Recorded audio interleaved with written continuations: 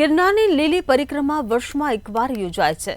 ગત વર્ષે પરિક્રમા દરમિયાન એક બાળકીને દીપડાએ ફાડી ખાધી હતી, જેને લઈને આ વર્ષે વન વિભાગનું તંત્ર સજ્જ બન્યું છે। આ વર્ષે સૌપ્રથમ વખત વન્ય પ્રાણીઓને પકડવા માટે દરેક રાવટી ઉપર પાંજરું મૂકવામાં આવ્યું છે, જેમાં 20થી વધુ પાંજરા પરિક્રમા રૂટ પર મૂકવામાં આવ્યા છે। સાથે પ્રાણીઓના રેસ્ક્યુ માટે સાસણથી એક સ્પેશિયલ ટ્રેકર ટીમ બોલાવી છે।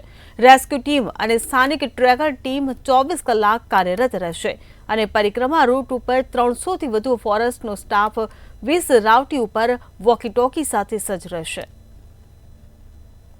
गिरनाરની લીલી પરિક્રમાને હવે ગણતરીના દિવસો જ બાકી છે।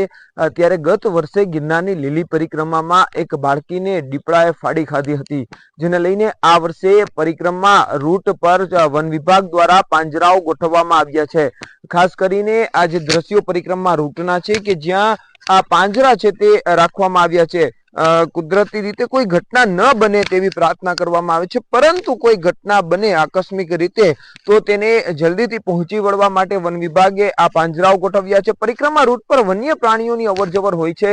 આ જંગલ વિસ્તાર છે, ગિરનાર જંગલ વિસ્તાર, તેમાં 50થી વધુ સિંહોનો વસવાટ છે, દીપડાઓનો વસવાટ છે અને અન્ય વન્ય પ્રાણીઓનો પણ વસવાટ આ વિસ્તારની અંદર હોય છે। ત્યારે કોઈ ઘટના ન બને જેને લઈને જે રાવટીઓ વન વિભાગ અને પોલીસ દ્વારા નાખવામાં આવી છે તે રાવટીની બાજુમાં જ આ પાંજરાઓ ગોઠવવામાં આવ્યા છે। રાઉન્ડ ધ ક્લોક પરિક્રમા દરમિયાન સ્ટાફ છે તે તહેનાત રહેશે।